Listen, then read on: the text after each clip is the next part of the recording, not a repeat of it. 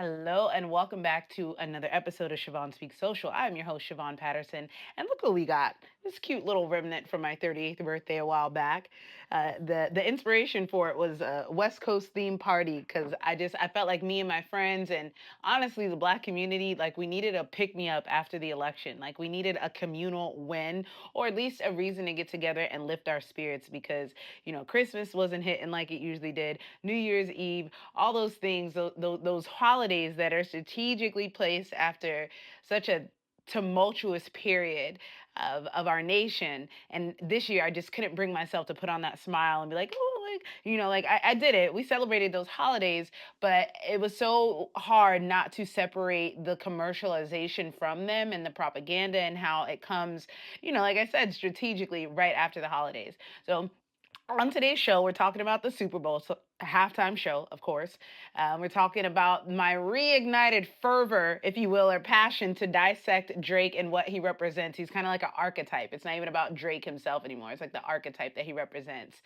Christians crying persecution, what's new, and some personal stories that have to do with these trophies here and how people, like every space that I go into, literally make the content for this show. So, disclaimer, if you are someone that is in my life, in my personal life, or even online, right, like a distant friend, I talk about our interactions and use them as teaching moments.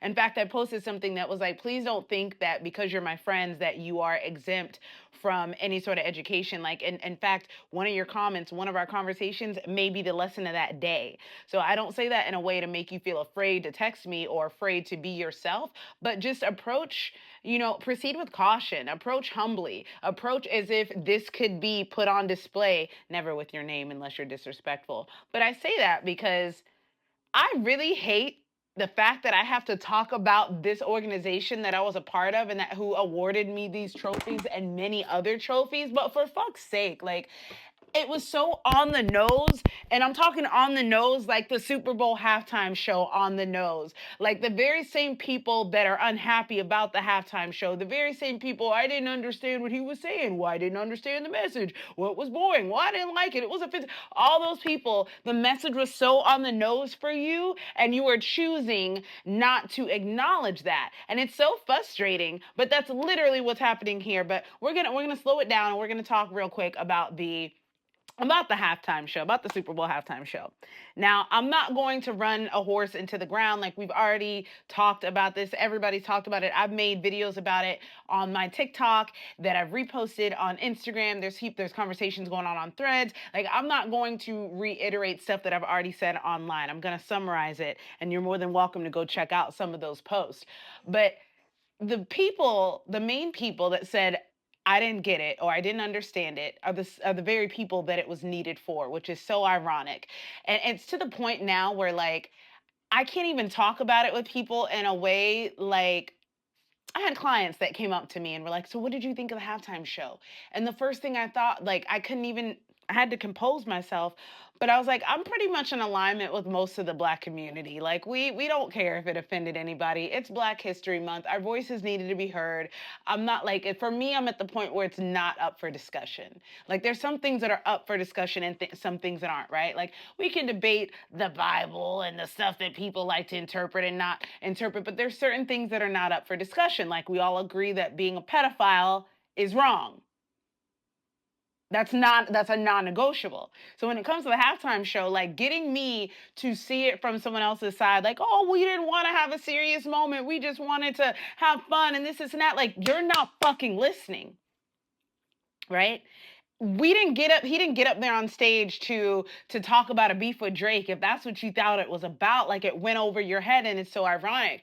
We're not getting up there to talk about, oh, we think that this team should win because they've been shafted for years or some bullshit. Like we're talking about our lives.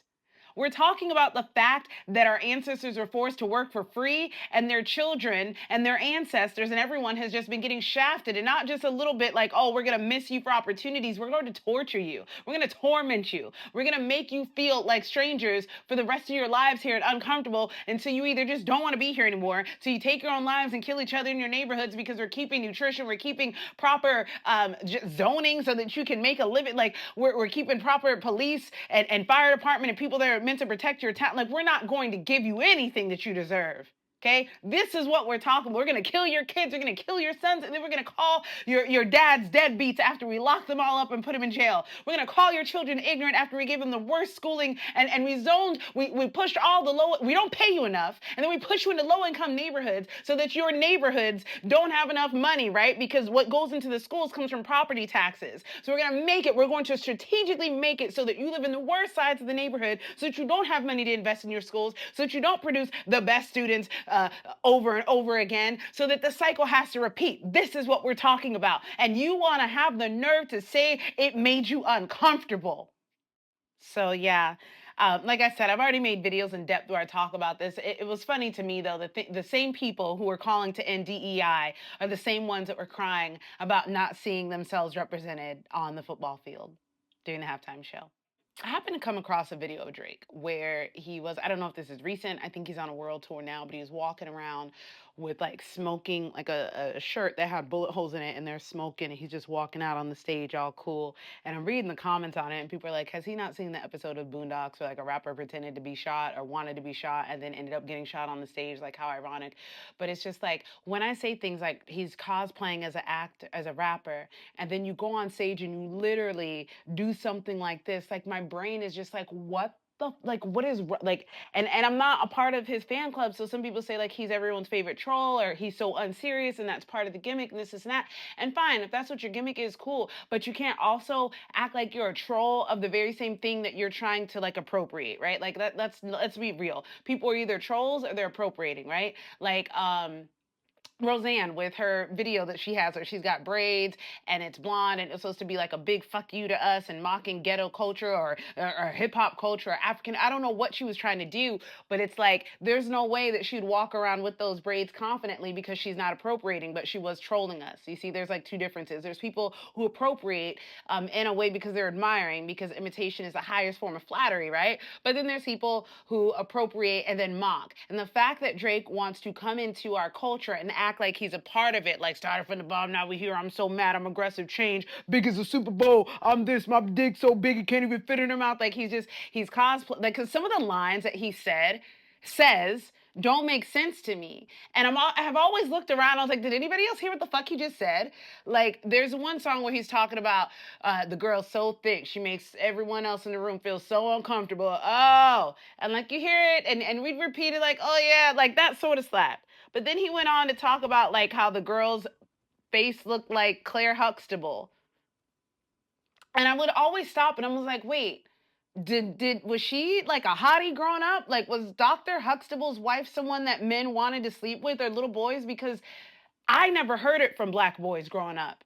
So there were so many weird things that he would say, like, oh, you the only one I know to fit it all in her mouth. And like that line made me so uncomfortable. The part about, oh, he should charge women to have sex with him, right? So I'm listening to all of these hyper misogynistic like verbiage. But then I'm also seeing him as this man that's always crying and emotional for women. And I'm not saying that you can't have both. There's a difference between being emotionally vulnerable, right? There's a difference between being emotionally transparent and being a straight simp. And everybody saw the way that he would simp for Rihanna on the stage. Oh my God, girl, I had a crush on you my whole life. Cool, say that behind the scenes. Say it in a text like you did to Millie Bobby Brown. But to get on stage in front of everybody, like, he just seemed soft, right? He didn't match the macho man hip hop culture. You know why? Because he's not fucking real. Right? There are men in our culture and hip hop who can have a crush or admiration for a woman, write a rap song, or confess love to her, but then still like maintain their composure. And what I saw from Drake was two different, like it was, they didn't match because he doesn't go here. right? What we see when we see him simping on stage for Rihanna and being a soft man, like that's Drake in his normal form. What we see when he's all ultra hard and that's him putting on a costume and pretending to be something that he's not. And recently someone asked me about like, well, why are you going to put all that on his shoulders? He's not the only culture vulture. And I ripped them a new one in a 3-part series on my page that you can see. Well, 2-part series response. But I don't want to get stuck on that. You guys can go check that out on your own time because that's not what this show is for, right?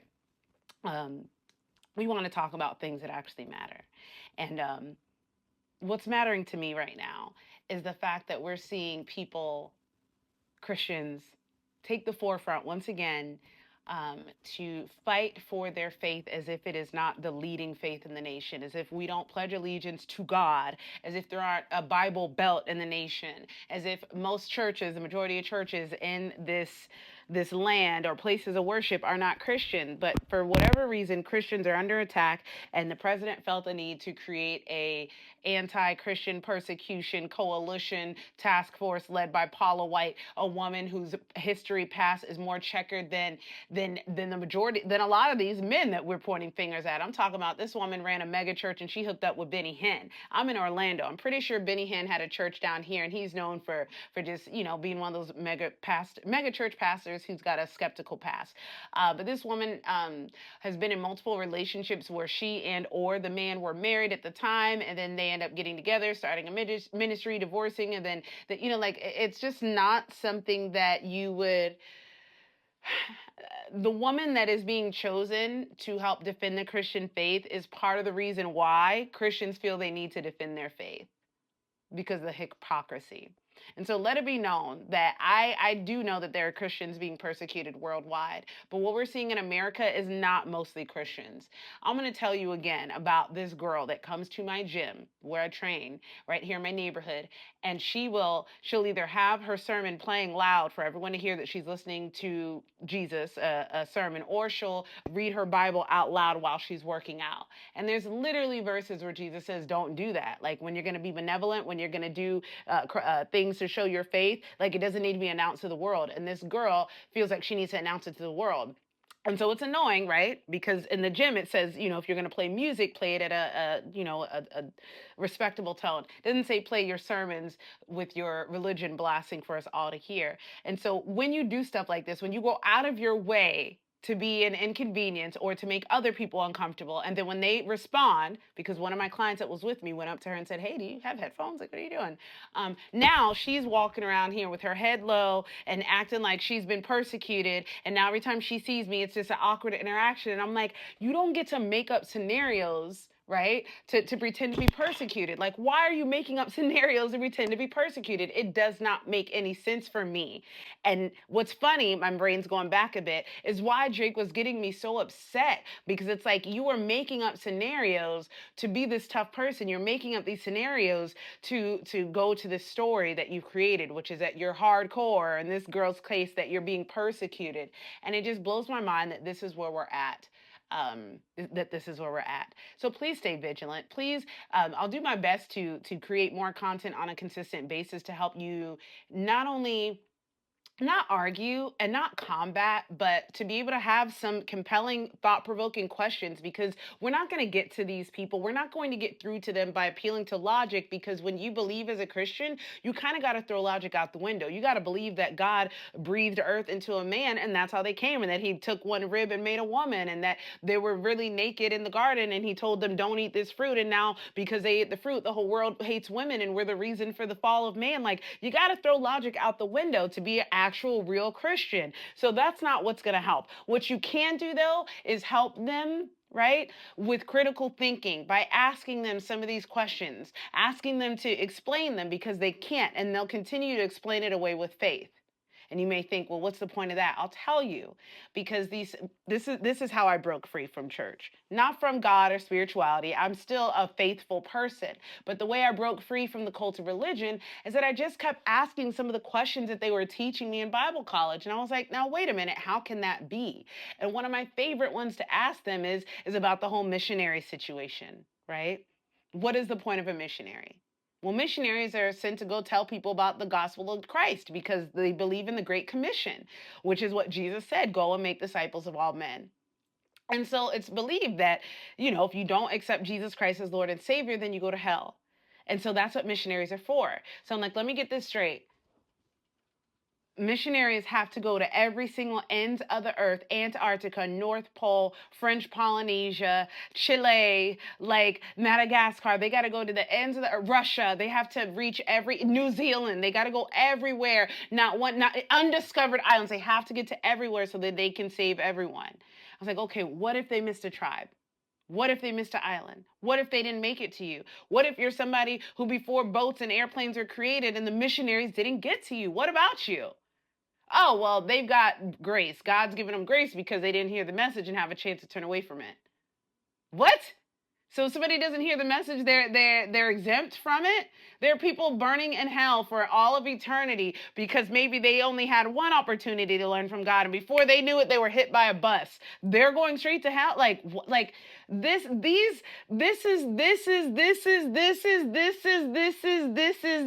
why I have such a hard time with this. And this is why I take this same mindset with me into every other aspect of life, because people don't fit into boxes. I'm going to give you guys a scenario about how much people don't like it when we don't fit into boxes. But you know why? Because it makes it hard to package up some bullshit and sell it to people. Because we want easy. We want to be able to package it up and repeat it. We want things to go on auto repeat. We want to be able to build a business and hit a button and just go on their own. We want to be able to take a pill and then just boom, and the fat works on its own.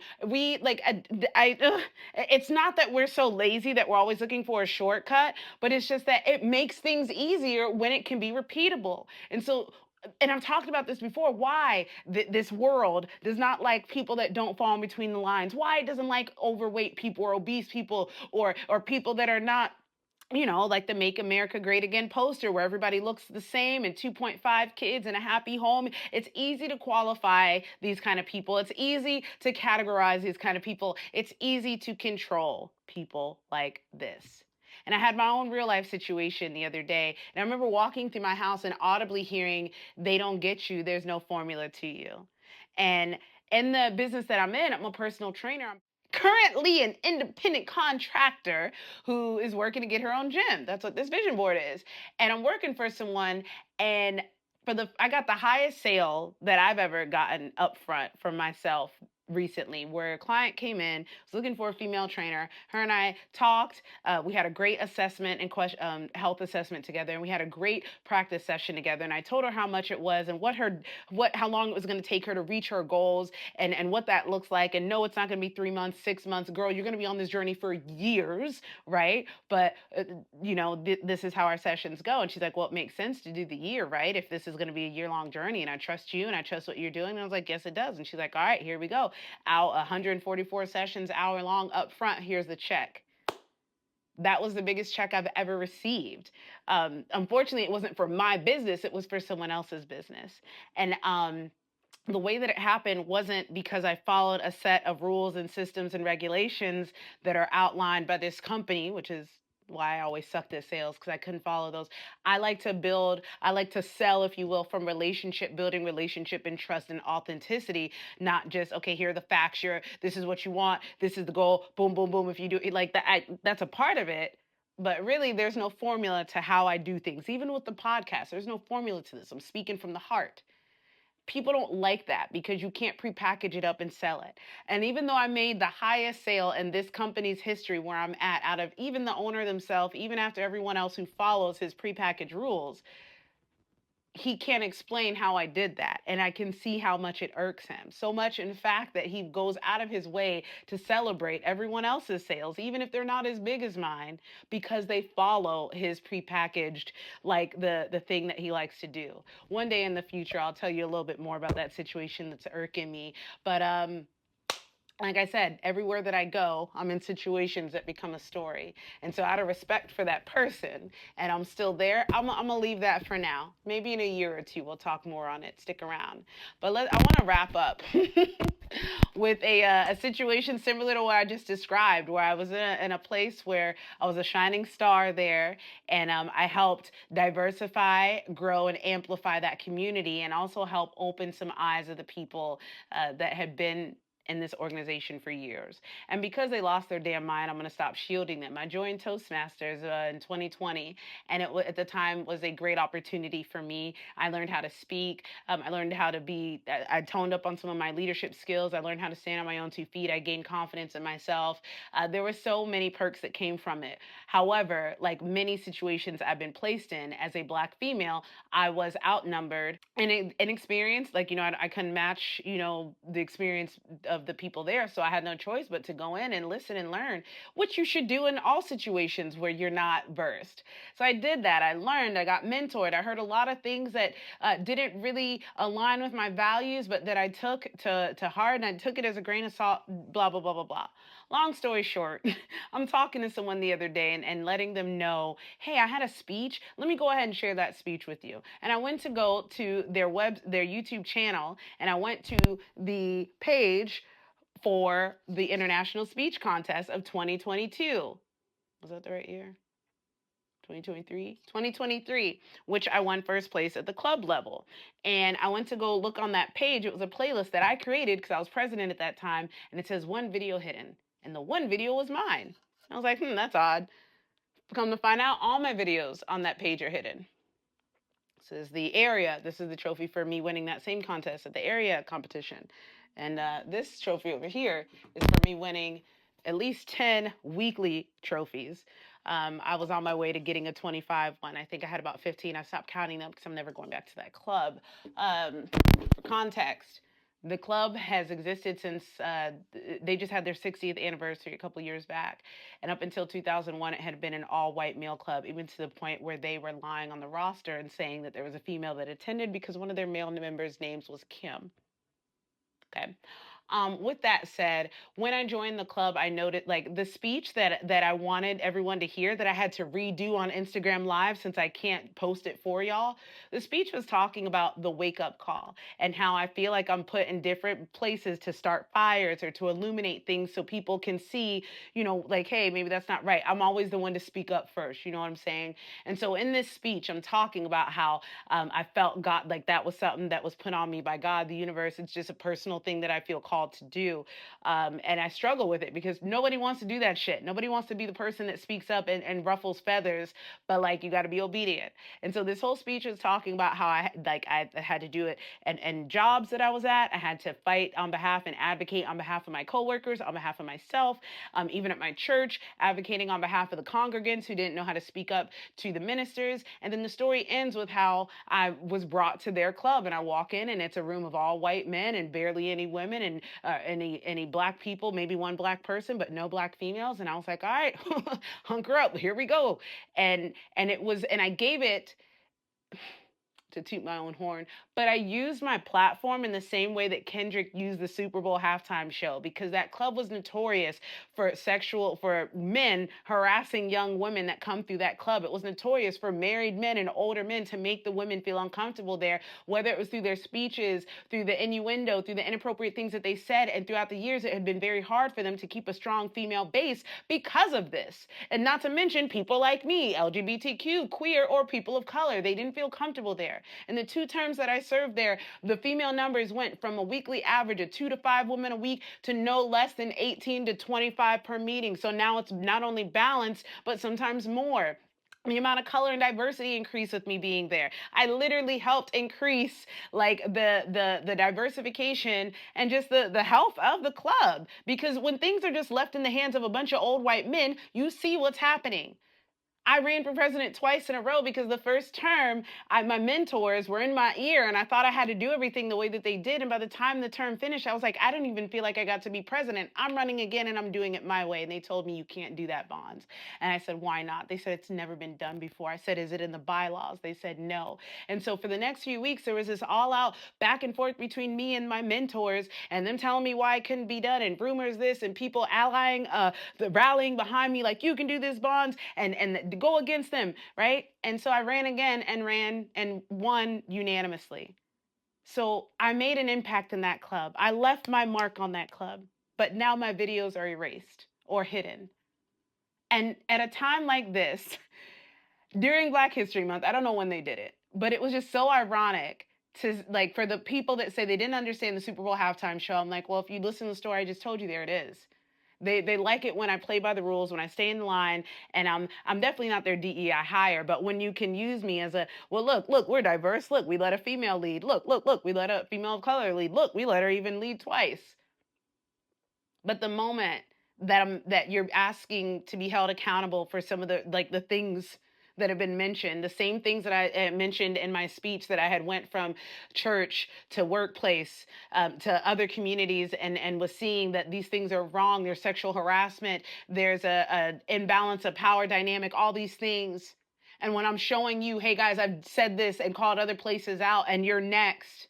And instead of taking accountability, you go and hide the video so that now I'm speaking out about this, nobody can find it. Wow. This is what we mean when we say accountability, because had it been me, had I still been president and someone had done something like this, I probably would be like, you know what? This is our club's past. This is what we did, but this is what we're doing now. But instead, they chose not to do that because they don't want to face their past. And that's literally the cycle that America is repeating. And just in case you're thinking anything, trying to give them the benefit of a doubt, I'm going to close with this.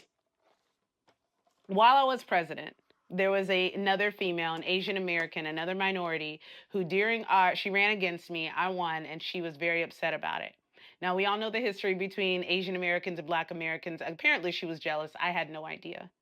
Nonetheless, she made a big scene in the Olive Garden, screaming that she'd been sexually harassed while she was a member of our club for years. She's using that word incorrectly. She meant, that she had been that the men favored me over her, so that's sexual harassment, and that they didn't choose her. Anywho, long story short, she made a big deal about it in a restaurant in public in front of people. And she went to our club the very next week and gave a speech about it, where we had to literally vote her on the spot. We had to have an emergency board meeting to get rid of her. Her videos are still online. But the ones where I'm asking them to be, not that video, obviously, but there's other footage of the fact that she existed in that club.